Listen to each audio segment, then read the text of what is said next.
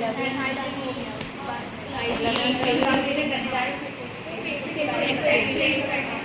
According to checklist हमने सबसे पहले स्टार्टिंग से पढ़ा है कि जब भी पेशेंट के पास हम लोग जाते हैं सबसे पहले पेशेंट को आइडेंटिफाई करना है।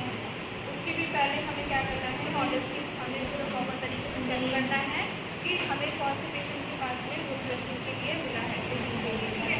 तो आइडेंटिफाई द पेशेंट, सबसे पहले पेशेंट को आइडेंटिफाई करेंगे कि कौन सा पेशेंट आपका राइट नेम जो कंडीशन आपकी है तो है।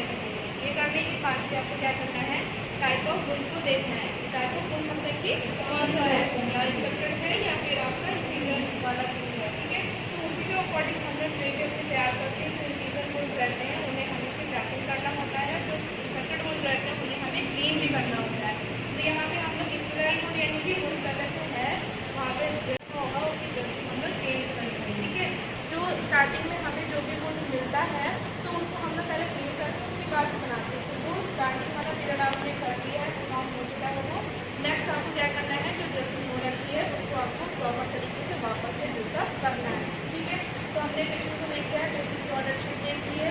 पेशेंट को अगर किस डॉक्टर ने प्रिस्क्राइब किया है किस चीज़ के लिए, वुंड के लिए कि आपको सिर्फ वुंड को क्लीन करना है या फिर कोई एंटीबायोटिक्स या फिर कोई भी ऑइलमेंट्स या टॉपिकल्स आपको वहाँ पे अप्लाई करना है, ठीक है। ये सारी चीज़ें करने के बाद से हम लोग को क्या करना है, सबसे पहले वो क्या है हमारे ये भी डिपेंड करता है लोकेशन पे कि पेशेंट की किस लोकेशन पे पेशेंट को वुंड क्रिएट हुआ है, ठीक है। तो उसके अकॉर्डिंग पेशेंट को हम लोग पोजिशनिंग देंगे, ठीक है। तो सपोज अगर पेशेंट को बेड सोर हुआ है तो बेड सोर पेशेंट को कैसा होगा, बैक में हो सकता है, बैक में किसी भी इन्फेक्शन हो सकती है। तो उसके लिए हम लोग उसको कौन सी पोजिशन दे सकते हैं, पोजिशन दे सकते हैं। अगर पेशेंट को राइट में हुआ है या लेफ्ट में हुआ तो हम लोग हमेशा लोकेशन देख लिया, लोकेशन देख लिया, लोकेशन आइडेंटिफाई करने के बाद से लोकेशन के अकॉर्डिंग पेशेंट को हमने क्या किया है, पोजीशन में रख दिया है, ठीक है।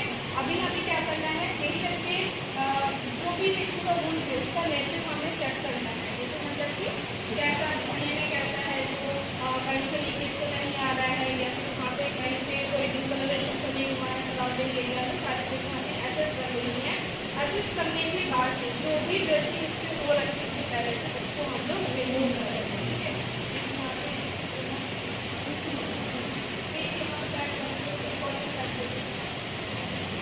करने के लिए क्या करना होगा, जो भी यहाँ से रिमूव करेंगे तो इसको हम लोग बाहर कैसे लगा देंगे, कहाँ पे रखेंगे हम लोग, किडनी प्लेट पे। तो हमने यहाँ पे दो किडनी प्लेट ली है, एक हम लोग क्या करेंगे मतलब जो भी इसकी काम उसका, तो जो भी यहाँ से हम लोग डिस्कार्ड करेंगे वो हम लोग किडनी प्लेट पे बेसिस को वहाँ पे कनेक्ट करेंगे, ठीक है। तो पहले हम लोग यहाँ से ड्रेसिंग को निकालेंगे। तो हमने क्या किया, जो तेल लगा रहता है उसको हम लोग रिमूव करेंगे। अगर बहुत ज़्यादा ड्राई हो गया है तो पहले हम लोग क्या करेंगे, काम करेंगे थोड़ा सा हम लोग करेंगे, उसकी वजह से क्या होगा, इजीली ये निकल सकता है, पेशेंट को पेन नहीं होगा। और क्योंकि पता है कि ड्रेसिंग जो है वो सबसे ज़्यादा पेनफुल प्रोसीजर है। तो अगर आपको लगता है कि पेशेंट को ज़्यादा पेन होने वाला है तो उसके पहले आप उसको पेन किलर प्रोवाइड कर सकते हो हाफ एन आवर बिफोर।